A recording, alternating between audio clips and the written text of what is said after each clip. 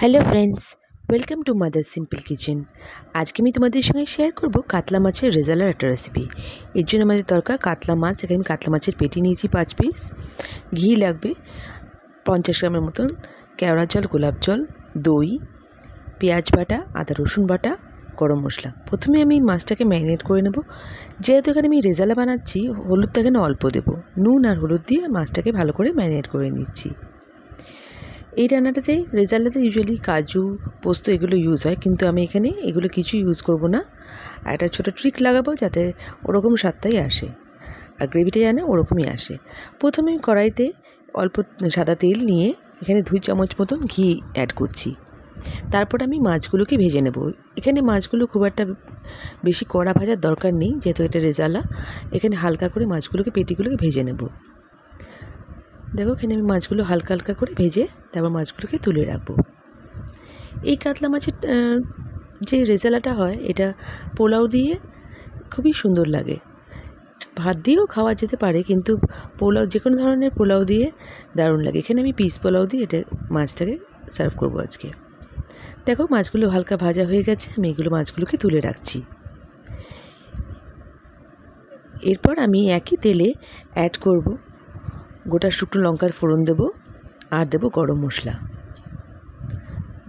দেখো দুটো গোটা শুকনো লঙ্কা অ্যাড করেছি আর গরম মশলা দিয়ে হালকা একটু ভেজে এর মধ্যে অ্যাড করতে হবে পেঁয়াজ বাটা। এখানে আমি 2 মিডিয়াম সাইজের পেঁয়াজ বাটা নিয়েছি। পেঁয়াজ বাটাটা হালকা করে একটু ভাজা ভাজা হয়ে গেলে তারপর আমি এর মধ্যে অ্যাড করব আদা রসুন বাটা। 2 চামচ মতন এখানে আদা রসুন বাটা এখানে আমি অ্যাড করেছি। এবার আদা রসুন বাটাটা দিয়ে একটু হালকা করে ভেজে নেব। আর আমি এখানে স্বাদ অনুযায়ী নুন দিচ্ছি, আর আমি এখানে 1/2 চামচ মতন চিনি দিচ্ছি। চিনিটা রান্নার স্বাদ বাড়াবে, এখানে মিষ্টি আনবে না। যেহেতু আমি দই অ্যাড করেছি তাই জন্য এখানে মিষ্টি দিলে ভালো হবে। এখানে আমি মাঝখানে আমার মশলাটা একটু শুকনো শুকনো লাগছিলো, তাই আমি এখানে 1 চামচ মতো ঘি দিচ্ছি। আর যে ট্রিক্সটা অ্যাড করছি, এখানে আমি আটা 1 চামচ মতন আটা এখানে অ্যাড করছি। এই আটাতে দিলে গ্রেভিটা একটু ভালো হবে, ঘন হবে। যেহেতু আমি এখানে পোস্ত, কাজু এগুলো অ্যাভয়েড করেছি, তাই জন্য আমি এখানে আটাটা অ্যাড করছি। তোমরা চাইলে ঘিটাও অ্যাভয়েড করতে পারো যারা একটু হেলদি খেতে চাইছো। আর এখানে আমি 100 গ্রাম মতন টক দই ফেটিয়ে অ্যাড করলাম। যখন দইটা আমি দেবো তখন আঁচটাকে একদম মিডিয়াম ফ্লেমে করে রাখবে। এবার আমি গরম জল দেবো। গরম জলটা অ্যাড করে আমি মাছগুলোকে ছেড়ে দিচ্ছি।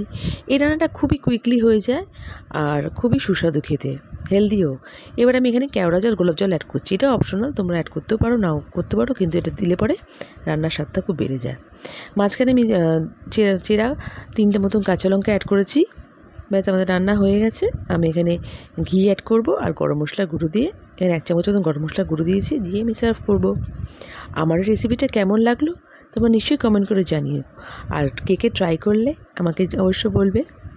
ওকে, নেক্সট রেসিপি নিয়ে আবার এসে হাজির হব। ততক্ষণ ভালো থেকো, সুস্থ থেকো, বাই।